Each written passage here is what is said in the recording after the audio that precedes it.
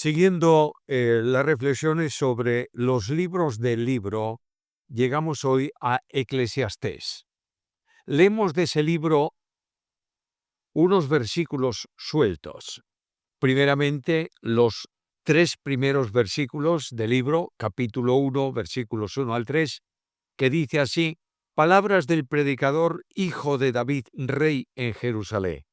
Vanidad de vanidades, dijo el predicador, vanidad de vanidades, todo es vanidad.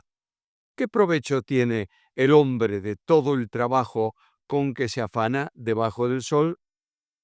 Y ahora los versículos finales,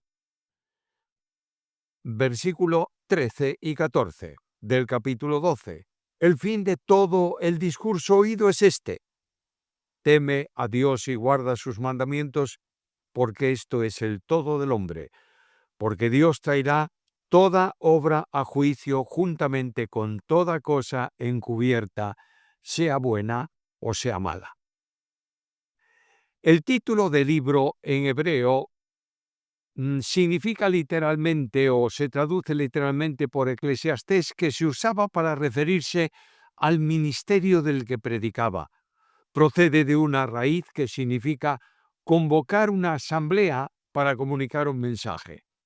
El término Eclesiastés es una buena acepción, porque el predicador se dirige en el libro a una congregación. Características. Es uno de los libros de sabiduría, así afectados por los hebreos.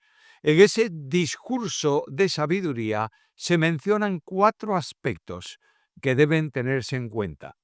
Primeramente, Dios.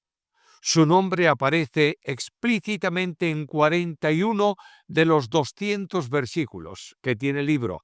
De ahí que imprima al libro un carácter eminentemente teológico. 2. El hombre. La idea del hombre aparece como núcleo principal de todo el discurso.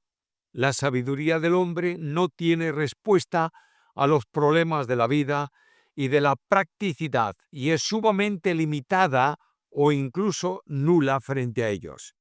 El predicador se limita a presentar distintos momentos y circunstancias que concurren en los hombres bajo la observación atenta de acontecimientos y perspectivas bajo el sol, es decir, conforme al pensamiento y a la observación meramente humano. Por esa razón, la descripción que hace es poco halagüeña, haciendo resaltar lo negativo de cada una de esas situaciones. Hace notar también las desigualdades que forman parte de la sociedad humana en todos los aspectos y manifestaciones, tanto morales como sociales, que imposibilitan encontrar la verdadera felicidad que cada uno busca por distintos caminos. También hace notar que esa situación es un desvío del propósito divino en la creación del hombre, ya que todo lo hizo hermoso en su tiempo, capítulo 3, versículo 11, y Dios hizo al hombre recto, pero ellos buscaron muchas perversiones, capítulo 7, versículo 29. Con todo, son igualados en la muerte, porque todos nacen y todos mueren. 3. La sabiduría. El término usado en el libro no es tanto para referirse a la sabiduría en sí misma, sino para hablar de prudencia, de cordura, de sensatez, de sagacidad, de juicio, etc. Es decir, se trata de las consecuencias que la sabiduría produce en el orden práctico y no tanto especulativo. De ahí que lo contrario tenga una relación directa con la necedad, con la insensatez, con la ignorancia.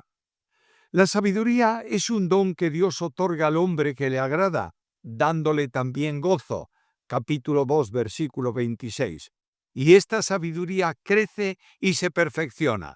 En la búsqueda de la sabiduría desde el plano meramente humano, el hombre sigue caminos diferentes que concluyen en el fracaso, a pesar de haber arrostrado las dificultades de un arduo aprendizaje, como dice en el versículo 18 del capítulo 1. El necio vive en tinieblas andando a oscuras. capítulo 2:14, y siguiendo malos caminos, proclamando con ellos su propia necedad. 4. La vanidad. El término que abre y cierra el libro, capítulo 1, versículo 12, capítulo 12, versículo 8. La vanidad se extiende a todos los hombres en sus propósitos, en sus experiencias, y no es algo absoluto y definitivo, consistente en la imposibilidad natural debajo del sol de alcanzar la felicidad por el esfuerzo personal humano. Por esa razón, la clave del libro está en una mirada que deja de concentrarse en lo que hay debajo del sol, lo terrenal y pasajero, para elevarla a lo que es eterno, como dice, acuérdate de tu Creador en los días de tu juventud, en los versículos finales que leímos antes. Autor y fecha. Las evidencias internas han de ser tenidas en cuenta para establecer la autoría. El autor se identifica como hijo de David y rey en Jerusalén, capítulo 1:1, 12, 16. Esta primera identificación solo es consonante con el único hijo de David que reinó en Jerusalén y que se conoce como el escritor de Proverbios, escritos de sabiduría, como es también Eclesiastés. Se dice también que el autor tenía sabiduría sobre todos los que fueron antes de mí en Jerusalén, y mi corazón ha percibido mucha sabiduría y ciencia. Capítulo 1, versículo 16. Esto concuerda plenamente con la referencia a Salomón. Ya hemos considerado algo de esto en el libro de Proverbios. Otro testimonio interno hace referencia a la riqueza del autor. Me amontoné también plata y oro y tesoros preciados de reyes y de provincias, capítulo 2, versículo 8, lo que concuerda con el testimonio histórico relativo a Salomón, concluyendo así con esta afirmación. Así este día el rey Salomón a todos los reyes de la tierra en riquezas y en sabiduría. Primero de Reyes, capítulo 10, versículo 23. El escritor tuvo siervos y siervas en gran número. Dice en el capítulo 2:7, compré siervos y siervas y tuve siervos nacidos en casa, que da testimonio de este acontecimiento en los libros históricos relativo a Salomón. Hay una referencia a grandes construcciones hechas para él, capítulo 2, versículo 4, respaldado también de la misma manera en los libros históricos relacionados con Salomón. Una expresión del texto del libro dice y se lee: ciertamente no hay hombre justo en la tierra que haga el bien y nunca peque, cosa que aparece casi literalmente en la oración de Salomón en la dedicación del templo, Primero de Reyes 8:46. Finalmente, afirma el autor que compuso muchos proverbios, capítulo 12, versículo 9, por lo que se identifica con el testimonio histórico relativo a Salomón. A la luz de las evidencias mencionadas, solo cabe que Salomón fuese el autor del libro, puesto que concuerda plenamente con los datos históricos biográficos suyos. Ahora, no puede quedar esto así. Los liberales cuestionan la autoría de Eclesiastés como de todos los libros de la Biblia. Sin embargo, especialmente en el campo liberal e incluso por algunos cristianos modernistas, se cuestiona la autoría en base a dos textos del primer capítulo. El primero dice: yo, el predicador, fui rey sobre Jerusalén, sobre Israel en Jerusalén, 1:12. El verbo está en pasado, por lo que se supone que ya no reinaba en Jerusalén, que su reino había ocurrido tiempo atrás. Sin embargo, se trata de una referencia temporal identificativa, esto es, el escritor fue rey en Jerusalén antes de escribir, continuaba siéndolo y fue también rey después de hacerlo. En el segundo se lee: hablé yo en mi corazón diciendo, he aquí, yo me he engrandecido y he crecido en sabiduría sobre todos los que fueron antes de mí en Jerusalén. Según esto, apunta a que el autor se le identifica como rey y se afirma que hubo muchos antes de él. Realmente el pronombre indefinido muchos no es exclusivo para referirse a reyes, sino a los muchos moradores de Jerusalén que fueron también sabios. Sin embargo, aunque se refiriese a reyes de Jerusalén, no tiene que ser de la dinastía de David, ya que en la ciudad hubo antes reyes cananeos anteriores a la presencia de Israel en la tierra. La Biblia menciona también a personas como Melquisedec, rey de Jerusalén, Génesis 14:18. Adonisedec, que también reinó en ese lugar en el tiempo de la conquista de la tierra, Josué capítulo 10, versículo 1. Por consiguiente, no hay razón para negar lo que siempre se tuvo como seguro, que el autor del libro es el rey Salomón.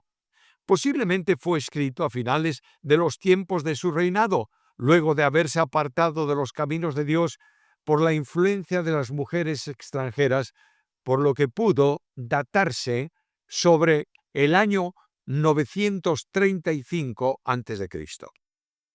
¿Cuál es el propósito del libro? Una lectura desprejuiciada del libro apunta al fracaso de una vida que se centra en logros humanos, incluso en el alejamiento de Dios y en la práctica de asuntos pecaminosos. De ahí que sea posible que este libro lo haya escrito Salomón después del fracaso de su vida, a consecuencia de haberse alejado de los mandamientos de Dios. La interpretación debiera establecerse sobre un principio que el mismo texto revela.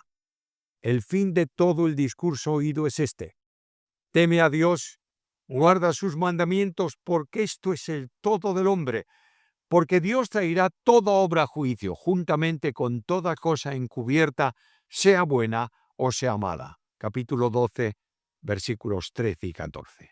Quiere decir que el secreto de la verdadera sabiduría y de la felicidad del hombre está en el respeto reverente a Dios. La vida vivida en el abandono de Dios es una muerte en vida y una frustración continuada, una vanidad de vanidades. Canon. Eclesiastés fue considerado siempre como un escrito inspirado, por tanto perteneciente a las Escrituras. En general, los rabinos admitieron siempre el carácter sagrado de este libro. Con todo, tuvo cierta oposición porque para algunos, especialmente fariseos, el libro aparentemente se propugna el materialismo y no se nombra la ley ni aparece tampoco el nombre santísimo de Yahvé. Entre los cristianos se aceptó como canónico desde el principio, aunque Teodoro de Mopsuestia, que no admitía como canónico este libro, juntamente con el de Job, Cantar de los Cantares y algunos títulos de los Salmos, los dos libros de Reyes, Esdras, la Carta de Santiago y epístolas católicas de otros apóstoles, de modo que no podemos atender mucho a las sugerencias de este hombre. Bosquejo. Quiero proponeros esta división general del libro. 1. Prólogo. Capítulo 1, versículos 1 al 3. 2. Demostración de la vanidad. Capítulo 1, 4 al capítulo 2, 26. 3. Provisión divina para la vida. Capítulo 3, 1 a 22. 4. Situaciones en la vida. Capítulo 4, 1 al capítulo 6, 12. 5. Advertencias y consejos. Capítulo 7, 1 a capítulo 12, 8. 6. Conclusión. Capítulo 12, 9 al 14. Ahora debemos atender, como siempre, a Cristo en el libro. El texto relata la singular experiencia del hombre debajo del sol, es decir, un detallado examen de las consecuencias de una vida que busca la esperanza en un entorno sin esperanza. Es al final del texto que se hace una reflexión hacia la necesidad de levantar la vista de las cosas temporales y centrarlas en Dios mismo. Podrían escogerse algunos aspectos de Cristo que están presentes en el libro de Eclesiastés. De los muchos textos que podría seleccionarse, el apóstol Pablo habla de la única vida de esperanza posible y el único estilo de vida bendecido que es Cristo, Y dice, porque para mí el vivir es Cristo y el morir ganancia. Filipenses 1:21.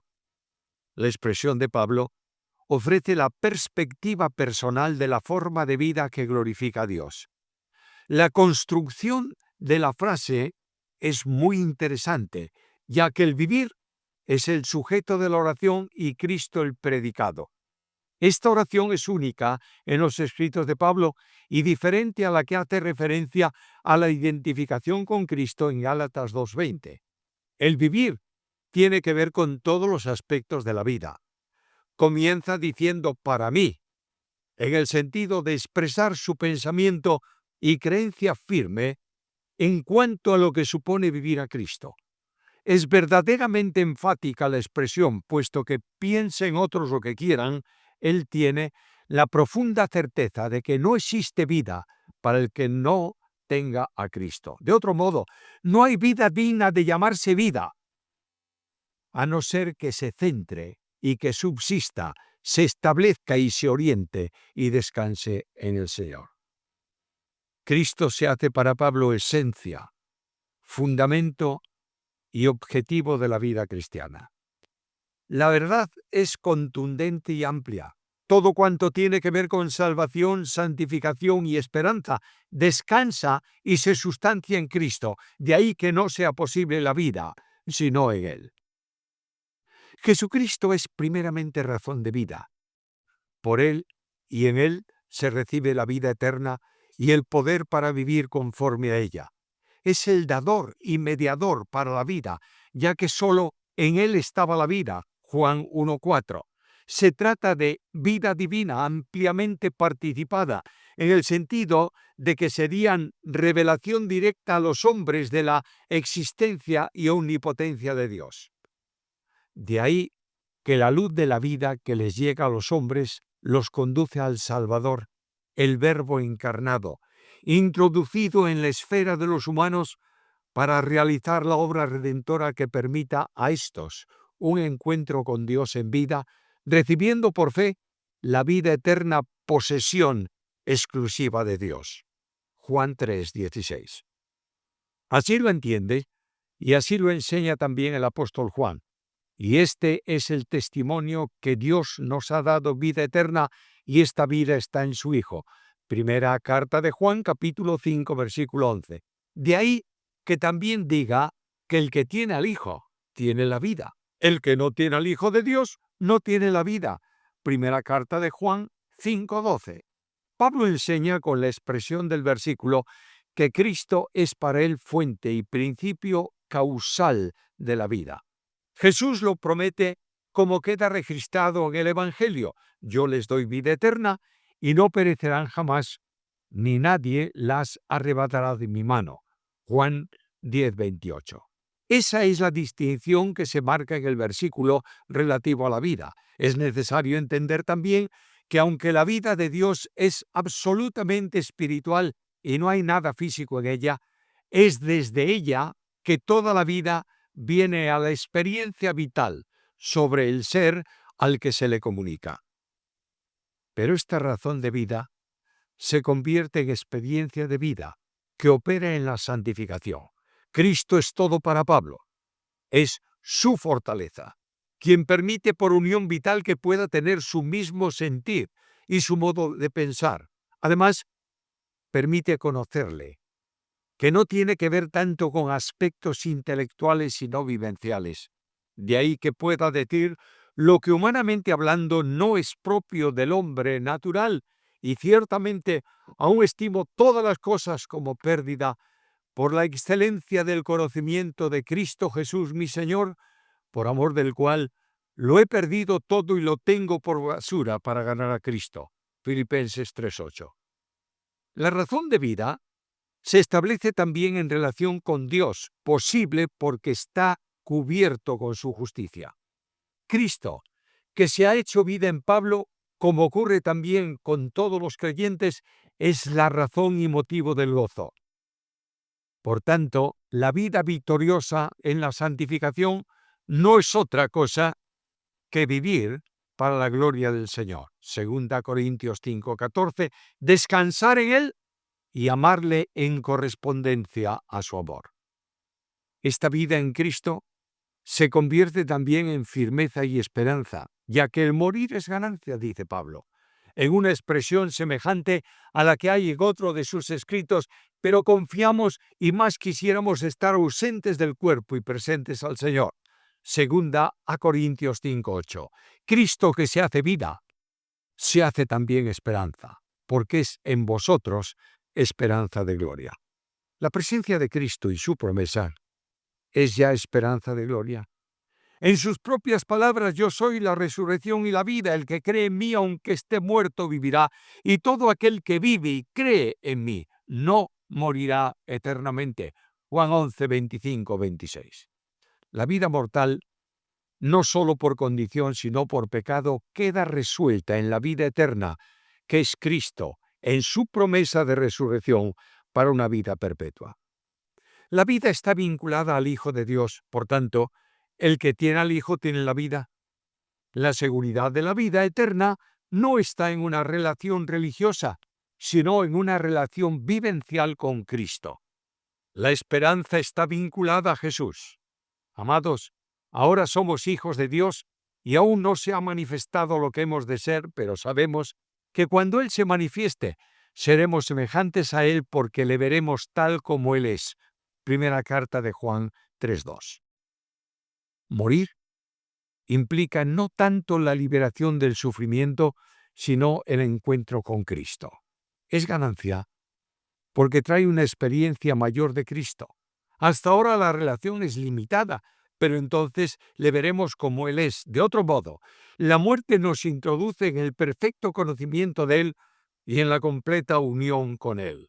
Por eso, el apóstol no dice en el versículo que Cristo es su vida, sino que Cristo es el vivir. Por consiguiente, el morir, que implica como demanda el verbo griego estar muerto a la vida terrenal presente, es un acto especialmente importante porque después del morir se parte para estar con Cristo, lo cual es muchísimo mejor. Ahí tenemos una síntesis de Cristo en el libro de Eclesiastés. Que Él nos permita alcanzar por comunión con Él en el poder del Espíritu una vida verdadera de experiencia santa para nuestra bendición y para su gloria.